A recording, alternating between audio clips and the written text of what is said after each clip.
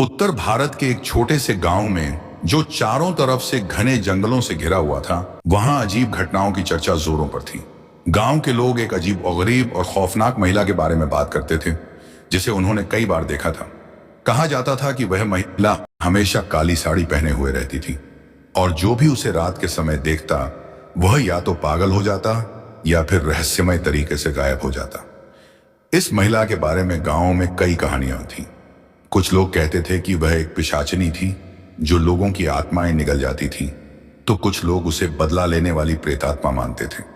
लेकिन सच क्या था, यह कोई नहीं जानता था। इस रहस्यमयी महिला का सबसे भयानक पहलू यह था कि जब भी कोई उसकी आंखों में देखता, वह जड़ हो जाता था। उसके शरीर से जान निकलने लगती थी और वह वहीं गिर जाता था। गांव का नाम था चंदनपुर और यह जगह अब धीरे धीरे वीरान होती जा रही थी।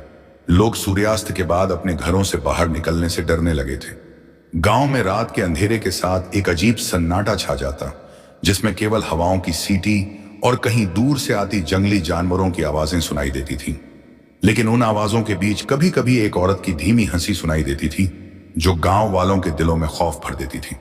गांव में रामनाथ नाम का एक व्यक्ति था जो इस सब को अंधविश्वास मानता था।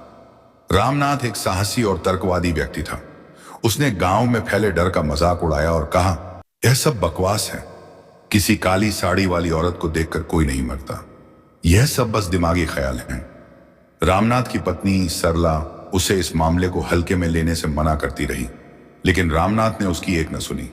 उसने ठान लिया कि वह इस रहस्य से पर्दा उठाएगा और साबित करेगा कि यह सब अफवाहें हैं। एक रात जब गांव में घना अंधेरा छाया हुआ था और हवाओं की साएं साएं की आवाजें चारों तरफ गूंज रही थीं, रामनाथ ने अपने दोस्तों के साथ मिलकर उस महिला का सामना करने का निर्णय लिया। रामनाथ और उसके दोस्त मोहन, रघु और श्याम चारों मशालें लेकर गांव से बाहर जंगल की ओर निकल पड़े। गांव वालों ने उन्हें रोकने की बहुत कोशिश की, लेकिन वे चारों ठान चुके थे। रात के करीब 11 बजे का समय था। हवा में अजीब सी ठंडक और भारीपन था। चारों दोस्त धीरे धीरे गांव से बाहर निकलकर जंगल की ओर बढ़ रहे थे। जंगल के बीच से गुजरते हुए चारों की मशालें हवा में झूम रही थीं और अजीब आवाजें उनके कदमों के साथ चल रही थीं। रघु ने थोड़ी घबराहट से कहा, मुझे यह सब ठीक नहीं लग रहा रामनाथ, हमें वापस चलना चाहिए। रामनाथ ने हंसते हुए कहा, तुम लोग भी गांव वालों की तरह डरपोक हो, कुछ नहीं है यहां, चलो जल्दी आगे बढ़ते हैं। वे चारों जैसे ही जंगल के बीचों बीच पहुंचे, हवा अचानक रुक गई। पूरा माहौल शांत हो गया, जैसे किसी ने अचानक से सारी आवाजों को बंद कर दिया हो। उनकी मशालें अब और भी तेज जलने लगी। तभी श्याम की नजर एक ओर गई और उसने धीमी आवाज में कहा, वो देखो। सबने उसकी ओर देखा और उनके पैरों तले जमीन खिसक गई। कुछ दूरी पर एक महिला खड़ी थी जो पूरी तरह काली साड़ी में लिपटी हुई थी। उसका चेहरा साफ नहीं दिख रहा था, क्योंकि उसके लंबे काले बाल उसके चेहरे पर गिर रहे थे। वह बिना हिले डुले एक जगह खड़ी थी, जैसे किसी प्रतिमा की तरह। उसकी उपस्थिति में इतना भयानकपन था कि चारों के शरीर कांपने लगे। रामनाथ, जो अब तक सबसे बहादुर बना हुआ था, उस औरत की ओर बढ़ने लगा। वह धीरे धीरे उसकी तरफ गया और चिल्लाया, तुम कौन हो? हमें बताओ कि तुम कौन हो। लेकिन वह महिला अब भी बिना हिले खड़ी रही। जैसे ही रामनाथ ने उसकी आंखों में देखने की कोशिश की, अचानक से उसकी आंखें लाल हो गईं। उस महिला ने धीरे से अपना सिर ऊपर उठाया और उसकी आंखों से लाल रोशनी निकलने लगी। रामनाथ ने एक झटके में महसूस किया कि उसका शरीर बेजान हो रहा है। उसकी आंखें खुली की खुली रह गईं और वह वहीं जमीन पर गिर गया। उसके दोस्त एकदम घबरा गए।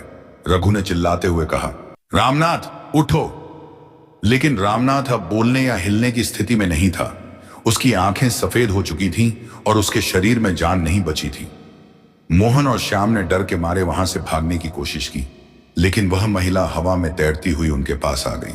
उसकी चाल धीमी थी, लेकिन वह उनसे कहीं ज्यादा तेजी से आगे बढ़ रही थी।